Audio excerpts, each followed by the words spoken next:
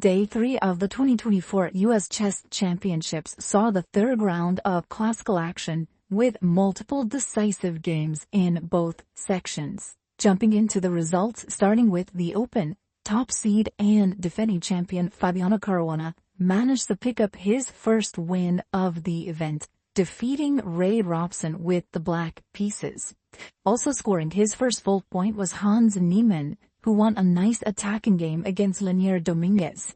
A wonder Liang won as well to share the lead as he defeated Levon Aronian. So that means we have 5 players tied for the lead with 2 out of 3 points, including Caruana, So, Niemann, Sevian, and Liang.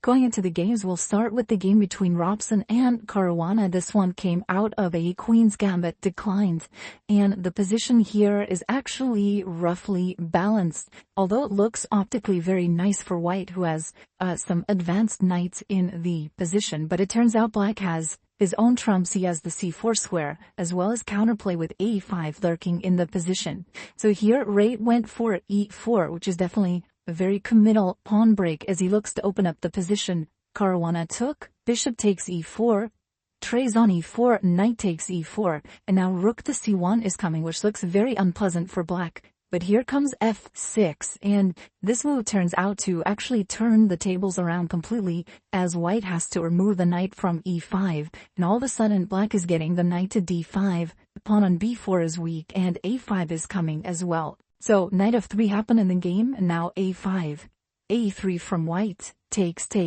knight d5, and this position turns out very, very difficult for White to actually hold in practice. So it turns out things were basically equal up until this point. e4 might have just been a mistake from Ray.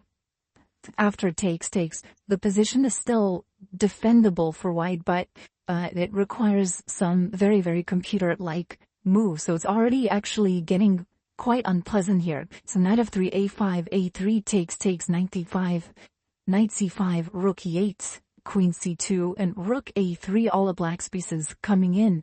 Rook c1. At this point, Caruana could have actually sacrificed on f3 and then taken the h-pawn, and that is the big advantage for Black. But he decides to keep it simple. He just plays queen f5, opting for the endgame where White's b-pawn is going to be very weak. D-pawn is weak as well, and it's just difficult for White to actually get to this c6 pawn. So Robson trades rook to b3, but now Black simply reinforces the rook on a3, and long-term this b-pawn is falling. So g4 was a try from White, but now bishop takes c5.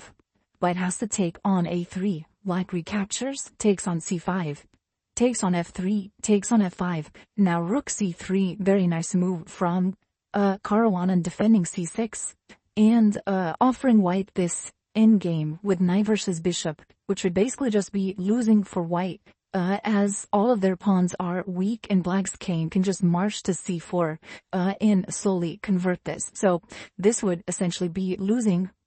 Robson decides to take and go bishop d6, but Caruana shows very nice technique here as he simply brings in the king. All of these endgames with rook takes c4 are just losing for White. But eventually Black brings the king to d7, and now White is losing one of these pawns on the queen side. So king e4, Black takes on b4, and now he's a pawn up, still has all the advantages from before, and the game ended here after king e6, f5, checkmate was a threat. Robson had to take on g6, but now king f7. Black picks up a piece due to the double attack. So very nice game from Fabiano, picks up his first win of the event, and lands himself into a share of the lead with multiple other players.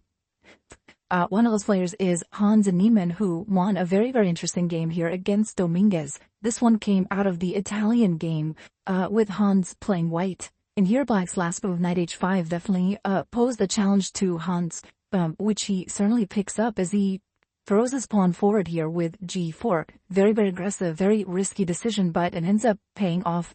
Now if Black were to play knight to f4 here, this is possibly playable, but it seems like White is better after takes, trades on c6, and then either queen to d2 or e5 here. Looks like White is a bit better just due to the structure. Instead, Black played knight to f6 back. And now g5, just launching forward, opening up the g-file. In this position ends up being very, very dangerous for black, as white starts attacking on the g-file. This f2 pawn is basically poisoned. I think at this point, after queen e6, rook g2, black needed to take on g5 according to the computers, and play queen to h6. And this seems to be a holdable position. But yeah, very difficult position, I think, for black to play. Dominguez instead goes knight e7, bringing the knight to g6. But now bishop to d2, Hans gets the chance to bring the bishop back, and he just starts building up on the g-file. So rook to g4, rook a g1. Black is trying to improve his position, but black doesn't really have any counterplay here. And now white is slowly building up. He's preparing h4, h5, and yeah, black just has huge problems on the g-file. So this is already very, very difficult for black. Rook to g2, just covering the f-pawn. Bishop d8, trying to defend, but now c5, opening up this diagonal for the bishop. Black takes this one. h4 now attacking from the h-file. And here Dominguez just tries to keep things together, but h5, knight e7, rook takes g7. Everything here is kind of collapsing. Black couldn't give up the queen for the two rooks, but that position is basically just losing after takes. Knight takes e5. White's queen is just too strong, black's king is too weak, and white has a decisive advantage here. So Dominguez tries rook to g8, but now rook to g3 from Hans. Very clever move. If black were to trade on g3, then white wants to take back with the f-pawn, and then just push g4, g5, and this pawn advance is very, very strong for white, and white is again winning.